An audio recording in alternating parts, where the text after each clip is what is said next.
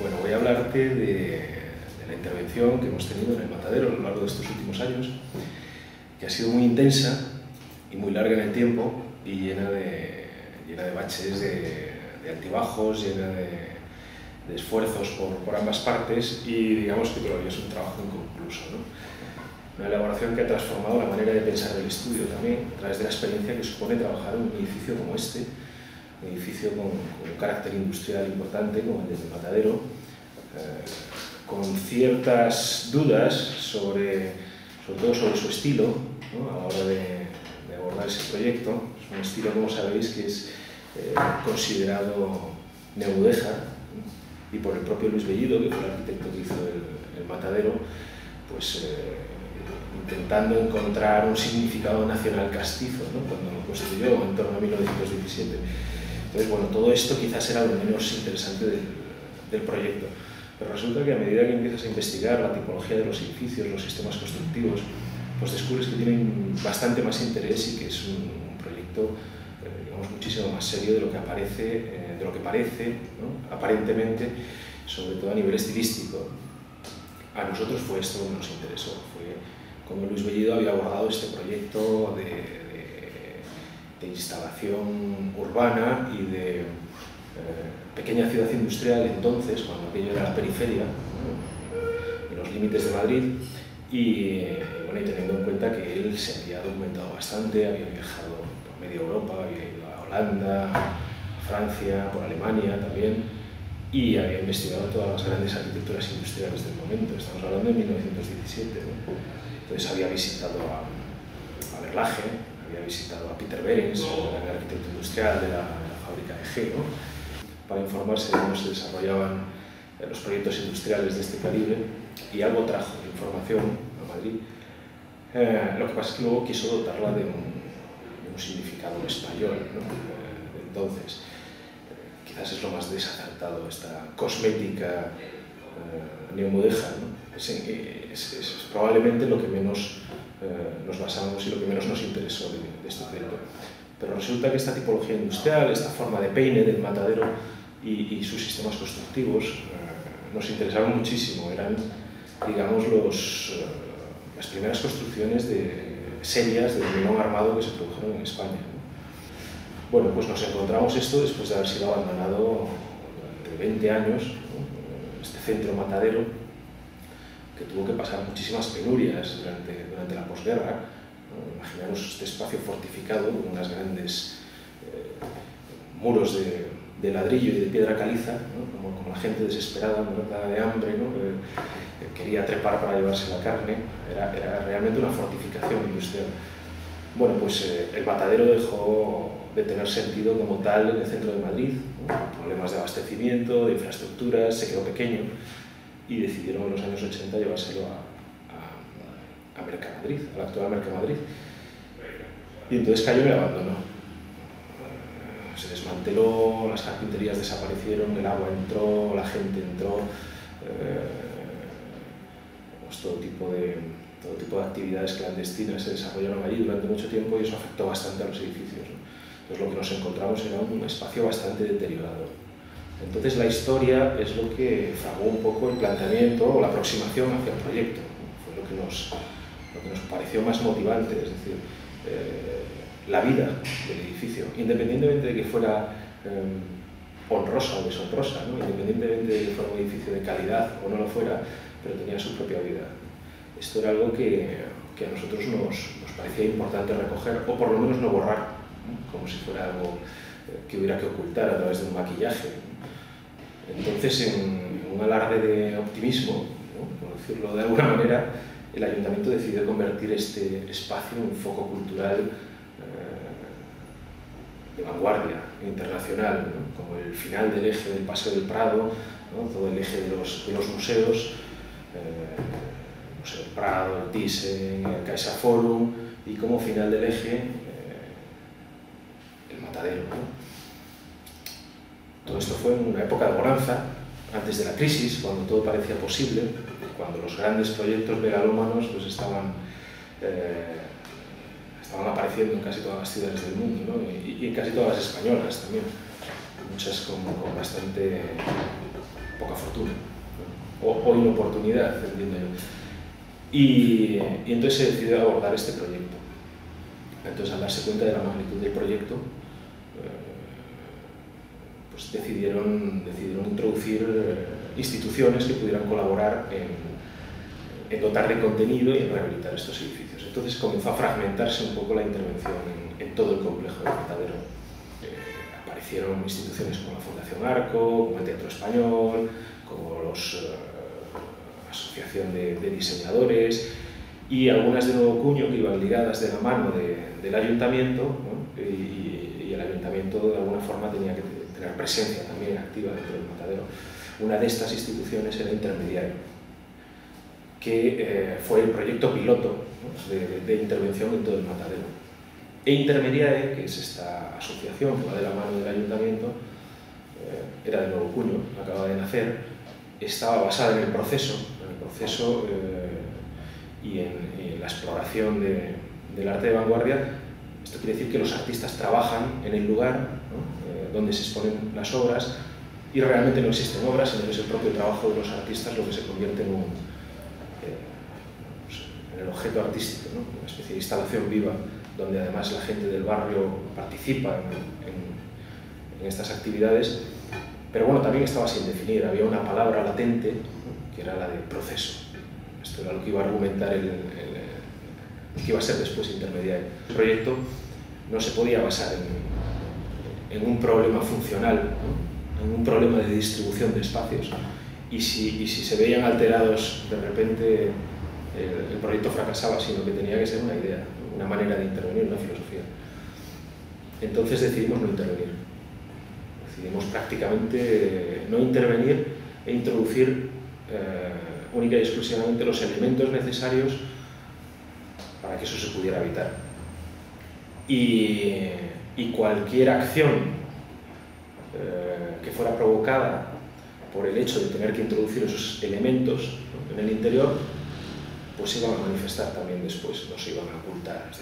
Trabajamos con hierro, con vidrio, mientras el edificio era un anciano, con arrugas, con su propio carácter, ¿no? La vejez se mostraba en sus muros. Nuestra intervención venía a ser, bueno, y cargado de interés, ese anciano, por supuesto, por su personalidad cultivada. La nueva intervención tenía que tener el potencial de un recién nacido, ¿no? Algo liso, plano, digamos, contradictorio en cierto punto con el edificio original, para establecer un diálogo más rico, más activo, y siempre enfrentado a una cierta distancia con el edificio original. Pues nos interesó la sensación que producen y la relación y el diálogo que pueden digamos, producirse con el visitante cuando se descontextualizan. Al descontextualizar estos elementos, los ves desde otro ángulo, los ves desde otro punto de vista, los analizas de otra manera. Esto fue algo que nos interesó mucho, y al mismo tiempo contextualizados dentro de un edificio de otro calado, de otro orden. Y entonces surgió un elemento en Intermediae, el elemento original, que fue un perfil UPN, perfil de acero de 180, 18 centímetros, una U, y esto se convirtió en el motor conceptual del proyecto. Era duro, era capaz de absorber embestidas, si los artistas trabajaban, soldaban, digamos, trabajaban con dureza sobre este elemento, pues iba a resistir.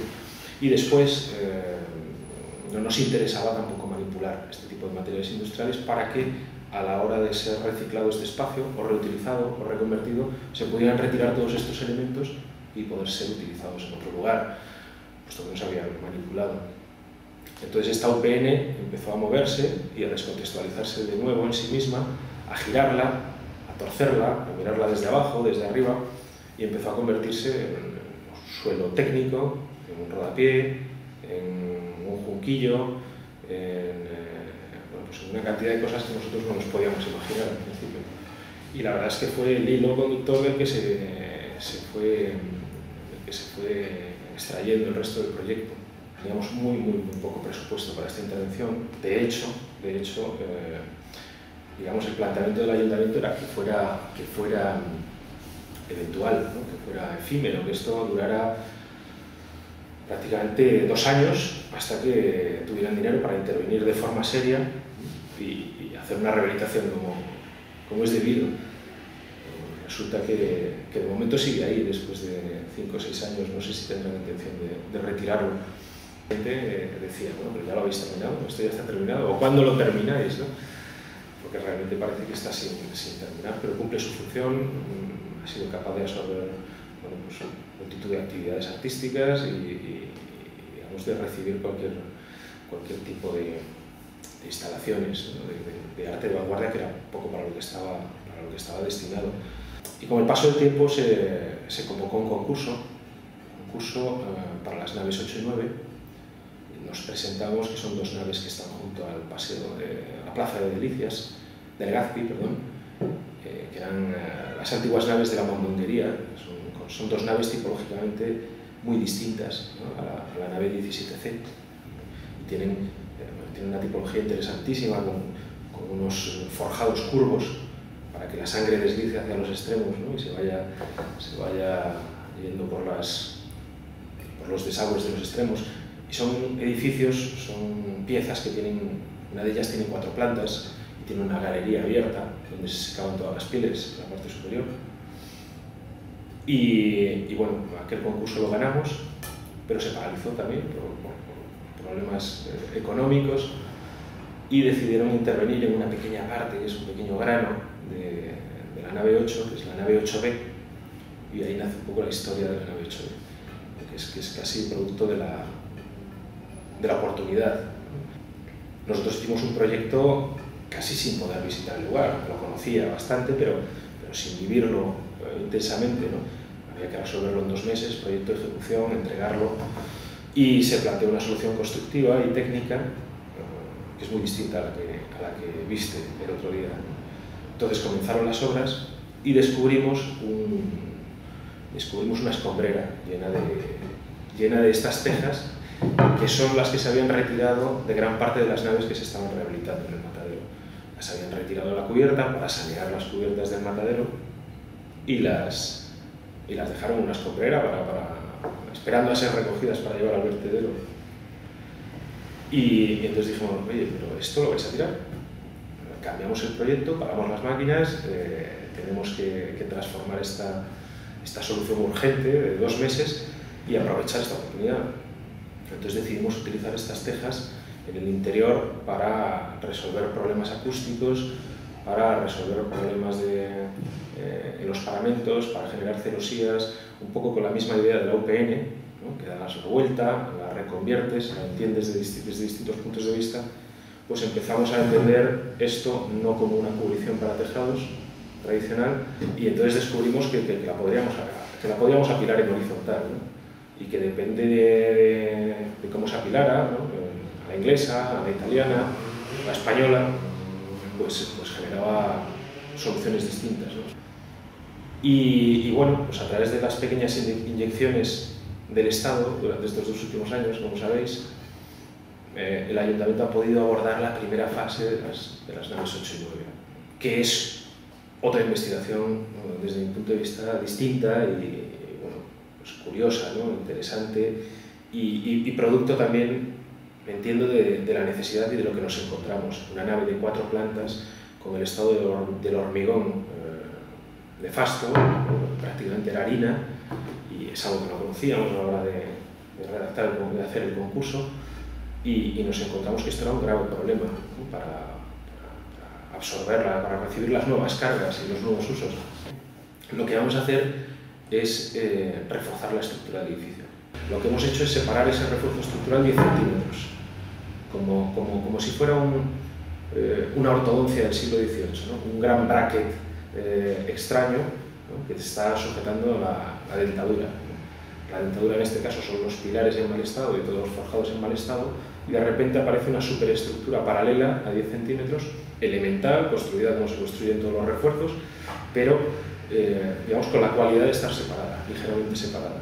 Lo que se está haciendo de esta manera es multiplicar digamos, la percepción compleja de este espacio, y al mismo tiempo nos va a servir para lo que planteamos en el concurso, que es una división de espacios a través de maromas trenzadas e hilvanadas en en torno a estos pilares, ¿no?